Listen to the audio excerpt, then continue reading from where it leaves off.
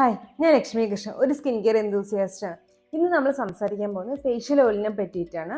അപ്പം ഇനി ആദ്യമായിട്ടാണ് കാണുന്നെങ്കിൽ ചാനൽ സബ്സ്ക്രൈബ് ചെയ്യുക. കണ്ടിട്ടും സബ്സ്ക്രൈബ് ചെയ്യാത്ത ആൾക്കാരാണെങ്കിൽ സബ്സ്ക്രൈബ് ചെയ്യുന്നതിനെ പറ്റി ഒന്ന് ആലോചിക്കുക. അപ്പോൾ നമുക്ക് വീഡിയോയിലോട്ട് കിടക്കാം. നമുക്ക് ഫേസ് ഓയിൽ എന്ന് പറയുമ്പോൾ എല്ലാവരും വിചാരിക്കും ഇപ്പോൾ ഫേസ് ഓയിൽ യൂസ് ചെയ്തതാണെങ്കിൽ നമുക്ക് മോയ്സ്ചറൈസർ വേണ്ട, അല്ലെങ്കിൽ മോയ്സ്ചറൈസർ യൂസ് ചെയ്താൽ ഫേസ് ഓയിൽ വേണ്ട, അങ്ങനെ ഒരു തെറ്റിദ്ധാരണ വരും.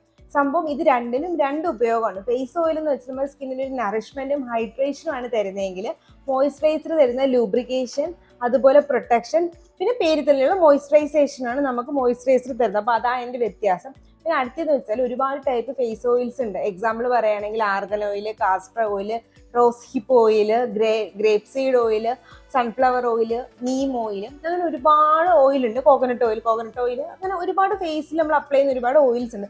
പക്ഷേ ഈ ഓയിൽസ് തന്നെ വേറെ രണ്ട് ടൈപ്പ് ഉണ്ട്. ഒന്നെന്ന് വെച്ചാൽ കൊമിഡോജനിക്കും നോൺ കൊമിഡോജനിക്കും. കൊമിഡോജനിക് എന്ന് വെച്ചാൽ നമ്മുടെ പോസിനെ അടയ്ക്കുന്ന ഓയിൽസിനെയാണ് നമ്മൾ കൊമിഡോജനിക് എന്ന് പറയുന്നത്.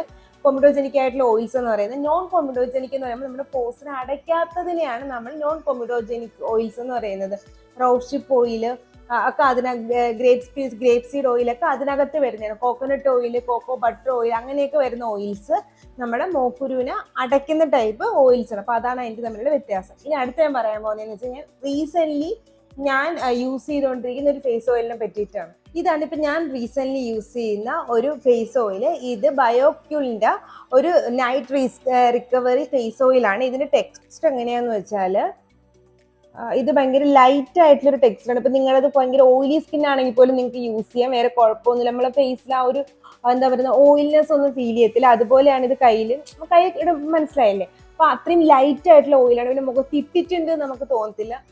ഞാനിപ്പോൾ എടുത്ത അത്രയും ക്വാണ്ടിറ്റി നമുക്ക് ഫേസിലോട്ട് വേണ്ട 1 to 2 അല്ലെങ്കിൽ 3 ഡ്രോപ്സ് മാക്സിമം മതി. ഇത് എപ്പോഴാണ് യൂസ് ചെയ്യേണ്ടതെന്ന് വെച്ചാൽ മോയ്സ്ചറൈസർ ചെയ്തതിന് ശേഷം നൈറ്റിൽ ഏറ്റവും അവസാനമാണ് നമ്മളിത് യൂസ് ചെയ്യുന്നത്. എൻ്റെ സ്കിൻ കെയറിൽ ഞാനിത് എങ്ങനെയാണ് യൂസ് ചെയ്യുന്നതെന്ന് കാണിച്ചത്. അപ്പോൾ എൻ്റെ night time skin care routine ഞാൻ എങ്ങനെയാണ് കാണിച്ചു തരാം. ഫേഷ്യൽ ഓയിലും കൂടി യൂസ് ചെയ്തിട്ട് ഞാൻ ചെയ്യുന്നത്. അപ്പം ഓൾമോസ്റ്റ് എല്ലാവർക്കും അറിയാം എൻ്റെ ഫസ്റ്റ് പ്രൊഡക്റ്റ് എപ്പോഴും എൻ്റെ ലെനേജിൻ്റെ ടോണറാണ്. ഇത് യൂസ് ചെയ്യും ഞാൻ. അതിന് ഫസ്റ്റ് ഞാൻ അത് യൂസ് ചെയ്യും.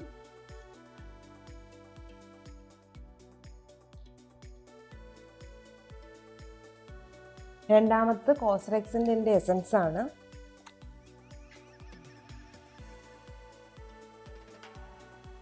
ഇതിനെപ്പറ്റി ഒന്നും ഡീറ്റെയിൽ ആയിട്ട് പറയണ്ട, നിങ്ങൾക്ക് ഡീറ്റെയിൽ ആയിട്ട് അറിയാം. കാരണം ഞാൻ അത്രയും ഡീറ്റെയിൽ ആയിട്ട് എപ്പോഴും പറയുന്നതാണ് എൻ്റെ സ്കിൻ കെയർ റൂട്ടീനിൽ കോസ്റെക്സിൻ്റെ എസൻസും ഇതിനെയൊക്കെ പറ്റി, യൂസിനെയൊക്കെ പറ്റി. ലാസ്റ്റ് ഞാൻ യൂസ് ചെയ്യുന്നത് ഡോട്ട് ആൻഡ് കീയുടെ സെറമൈഡ് മോയ്സ്ചറൈസറാണ്.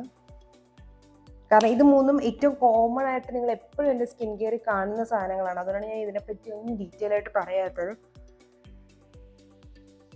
അപ്പോൾ ഇത് മൂന്നും കഴിഞ്ഞിട്ട് ലാസ്റ്റാണ് ഞാൻ എൻ്റെ ഫേഷ്യൽ ഓയിൽ യൂസ് ചെയ്യുന്നത്. ഞാൻ നേരത്തെ പറഞ്ഞ പോലെ ഞാൻ ബയോക്യൂളിൻ്റെയാണ് യൂസ് ചെയ്യുന്നത്. ഇതിനകത്ത് എന്തൊക്കെയാണ് ഉള്ളതെന്ന് വെച്ചാൽ സ്ക്വാളീനും ഉണ്ട്, റോസ് ഹിപ്പും ഉണ്ട്.